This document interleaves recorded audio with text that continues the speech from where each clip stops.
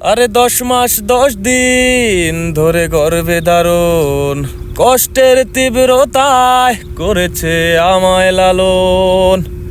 হঠাৎ কোথায় না বলে হারিয়ে গেল, জন্মান্তরের বাঁধন কোথা হারালো।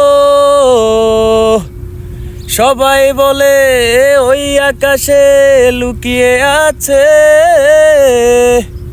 খুঁজে দেখো পাবে দুর্লভ ভাদ্র মাঝে।